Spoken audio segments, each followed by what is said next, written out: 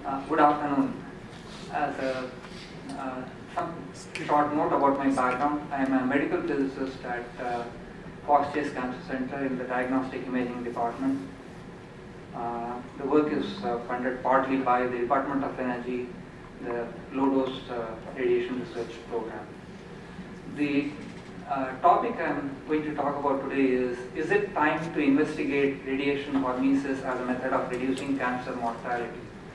Now, what do I mean by hormesis? Hormesis is the beneficial health effect of low dose of an agent that has a harmful effect at high doses. So, an example is physical exercise. Like if you have moderate exercise, it's beneficial to your health. Everybody knows that. But extreme exercise can be harmful.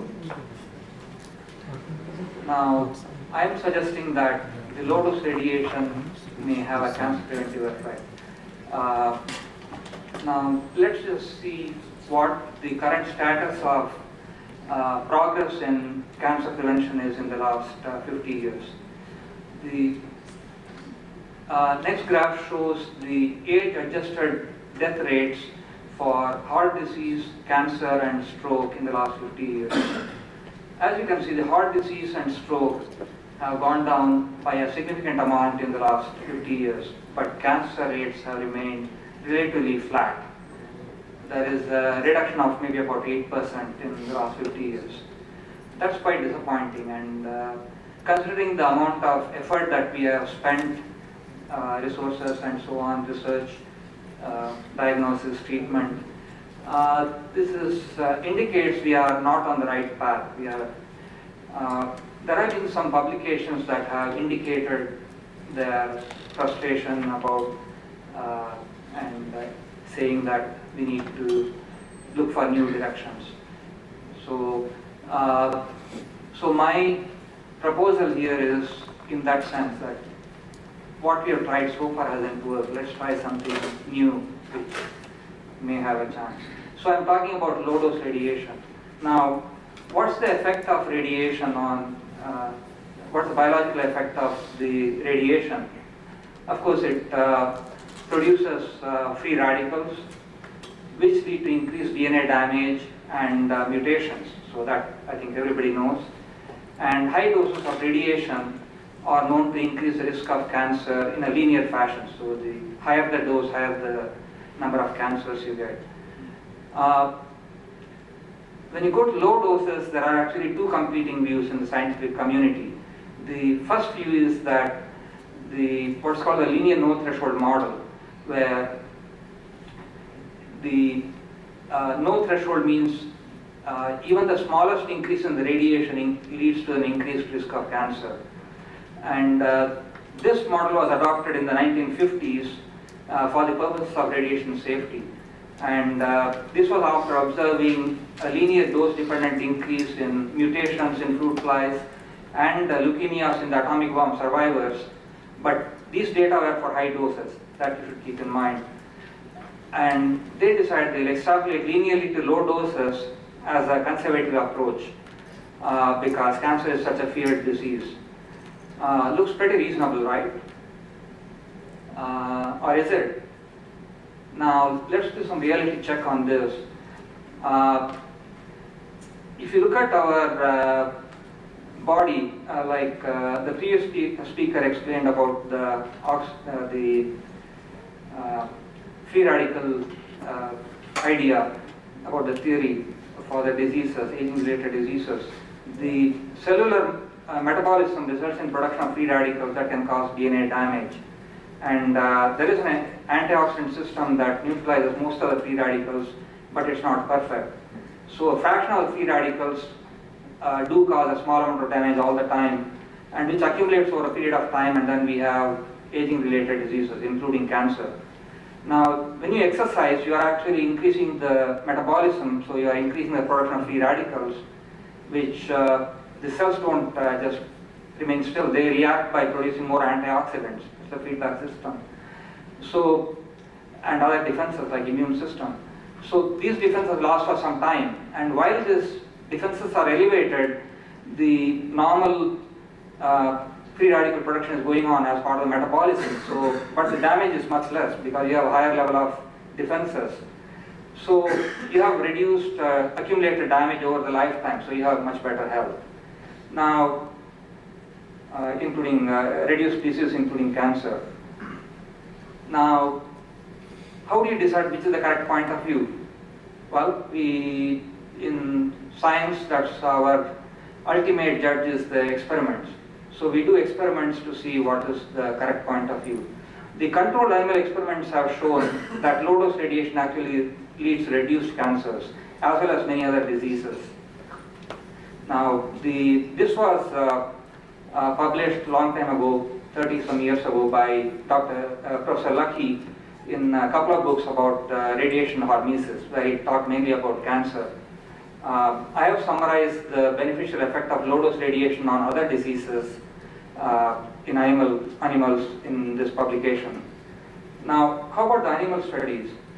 How about for humans? We cannot just take the animal studies and project the humans, because many times human studies give different results. Of course, we cannot do controlled experiments with humans. We cannot say we'll radiate you and then we'll see what happens to you.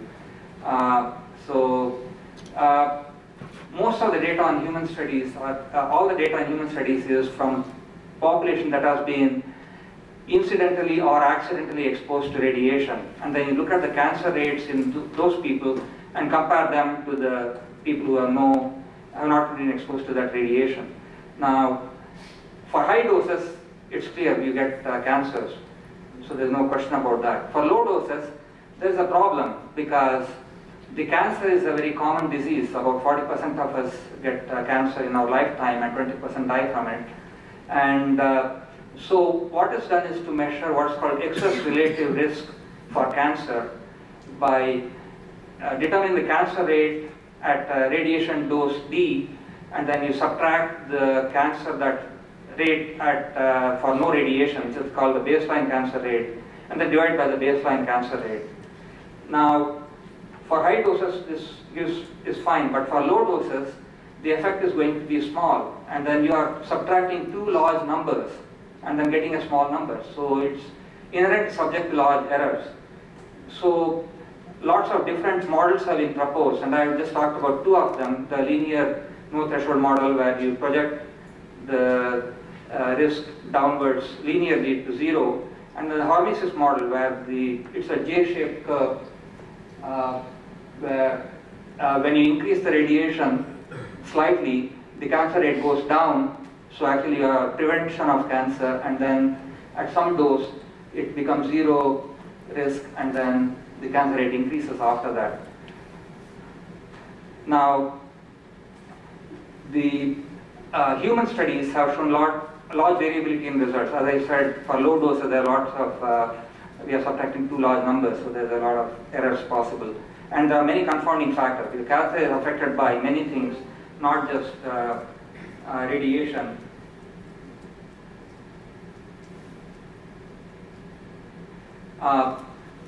So from all this data, there's a lot of variability. But the most valued among all this data is from the atomic bomb survivors in Japan, those who were exposed to the bomb and who survived.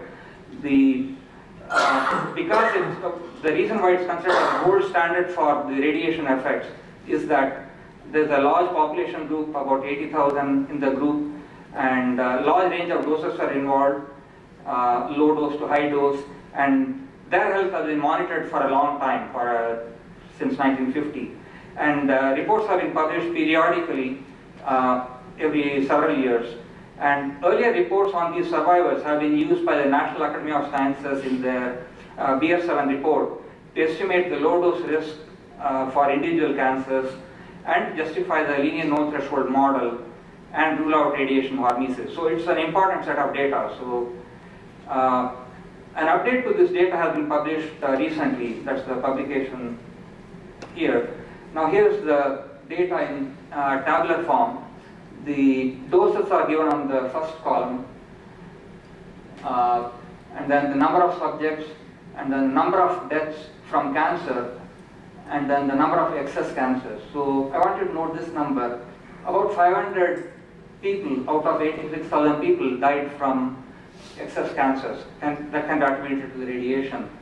And this study includes about half the known survivors. So, and about 58% of the subjects have died. So, if you extrapolate the whole group, the total cancer death toll from the whole atomic bomb in Japan is 1,800. There are lots of other deaths from other causes, but from cancer it's 1,800. Keep this number in mind for future when I refer to it.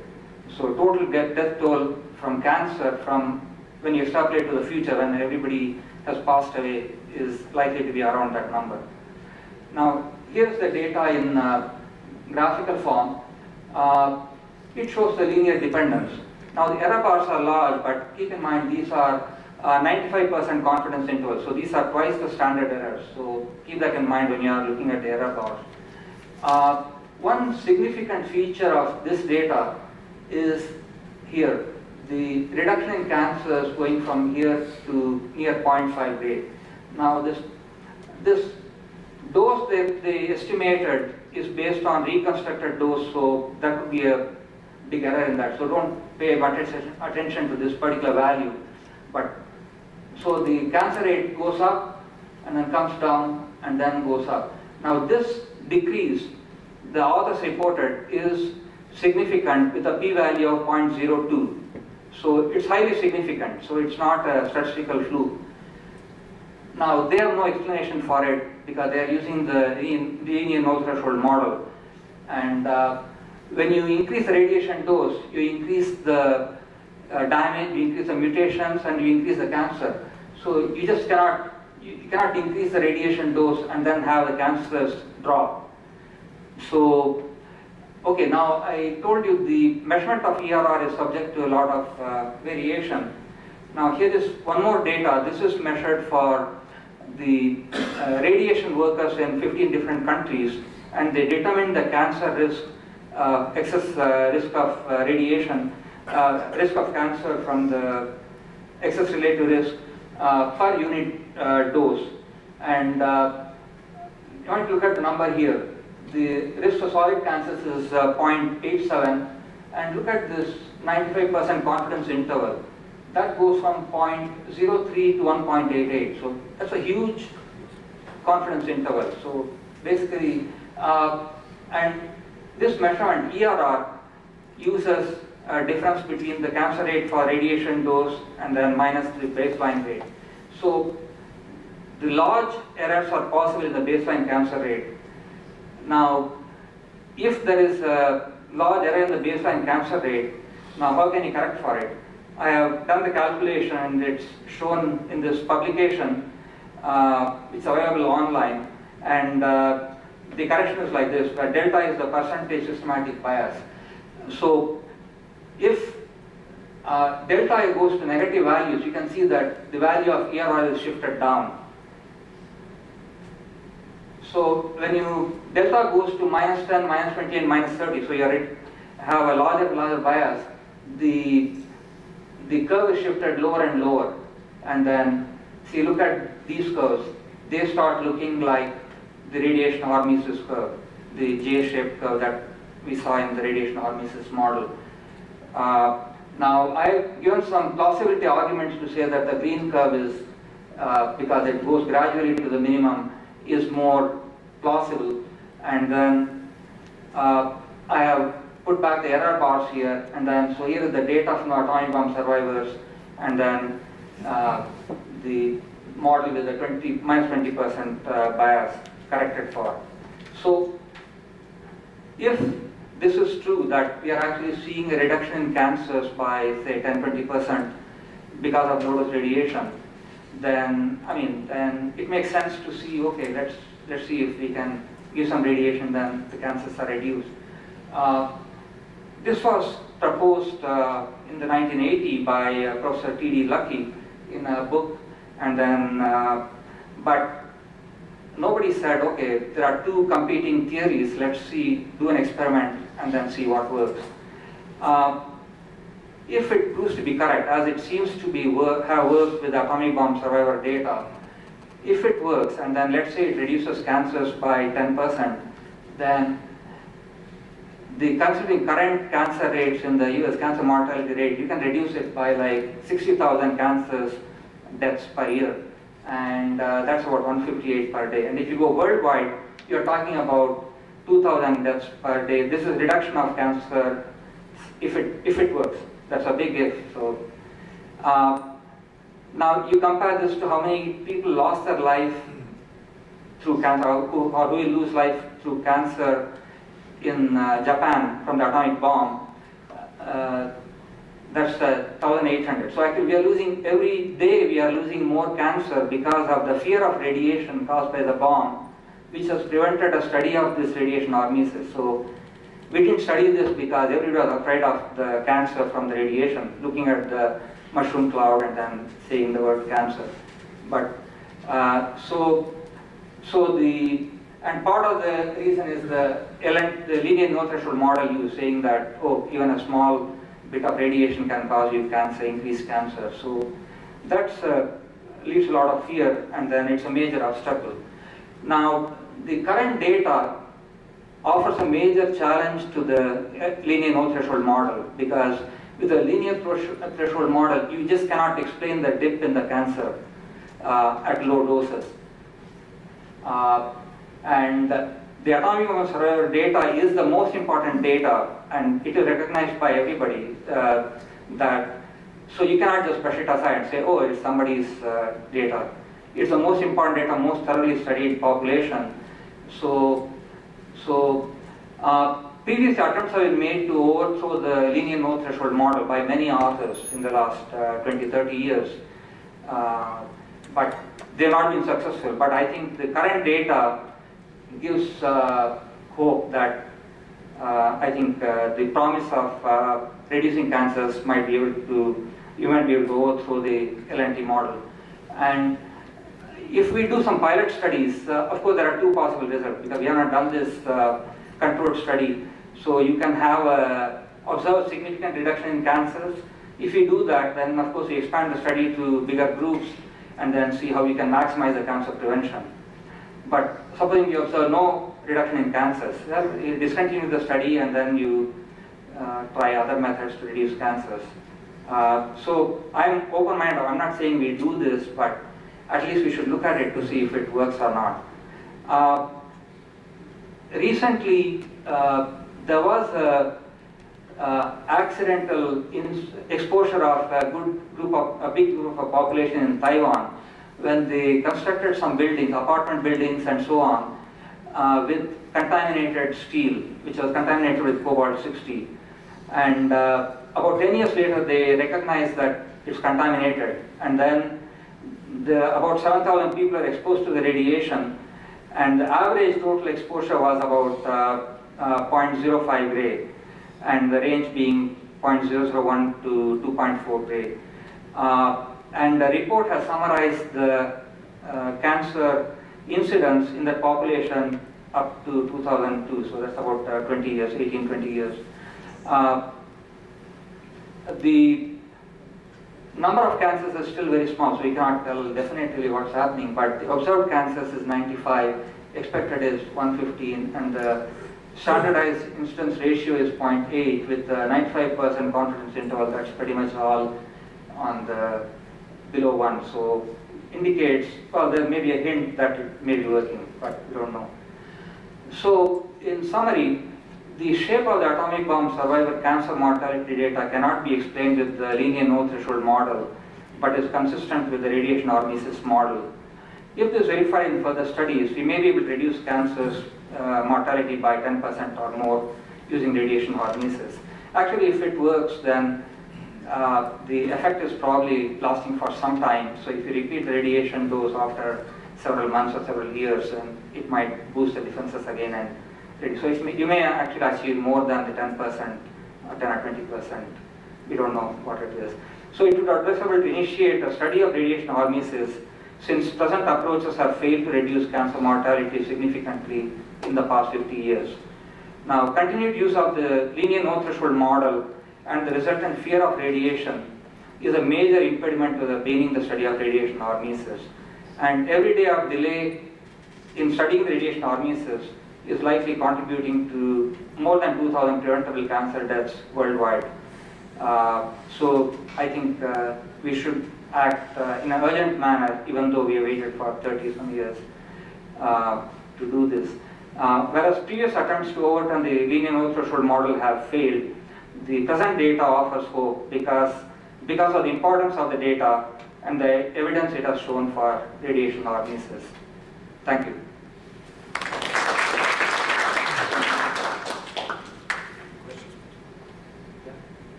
Proper places, like they narrow down to the specific tissue or tissue or organ, or not like a broader range throughout the tissue. Of the body? Part of the body?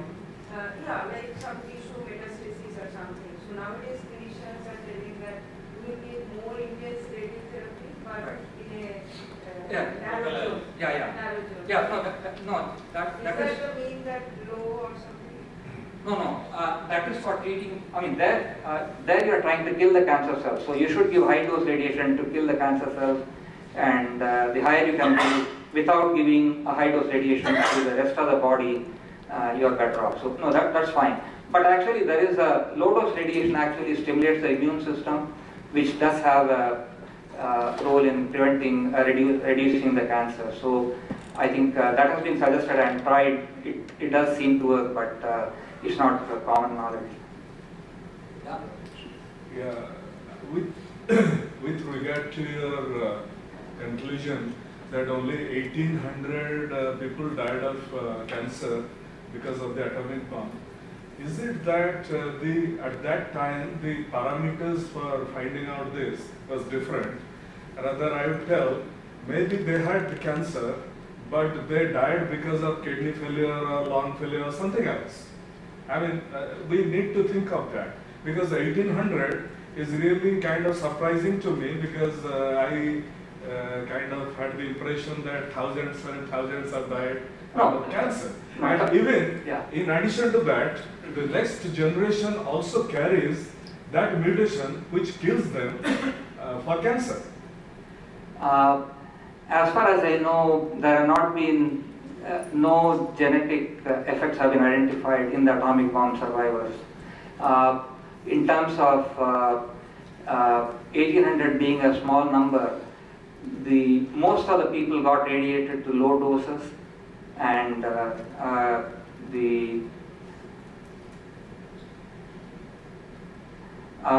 as you can see, the cancer risk is the fraction attributable risk.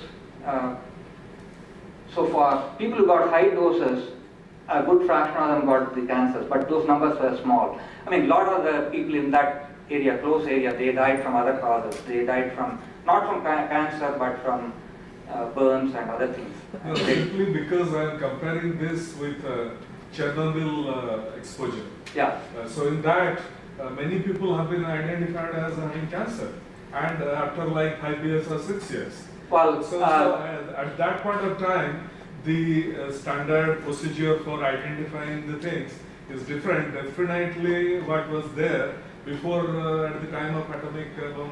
No, people haven't even died. I mean, nobody died from anything for a long time. So, I mean, the death rate is actually not very high. I mean, look at this. From 1945, you have only 58% have died so far. I mean, people who were alive at that time. So, I think Chernobyl, there's a lot of misunderstanding about cancers in Chernobyl. The thyroid cancer has been observed in children exposed to the higher dose of radiation, but apart from that, there's nothing else. But for high dose radiation. Yeah. It is my understanding that we are exposed to low radiation from concrete building and various instruments. So how can you control something like that? Because the overall population, the environment where we live, cosmic radiation or all kinds of sources are radiating us constantly with low radiation. That is fine. And then if you have a group to whom you give low dose radiation of certain amount, whatever the value is, and for another group you say you are giving them radiation but don't, then you monitor them over a period of time, everything else should cancel out. So I think a proper design of the study can give us an answer. It will take time because the cancer is a slow developing disease. Yeah.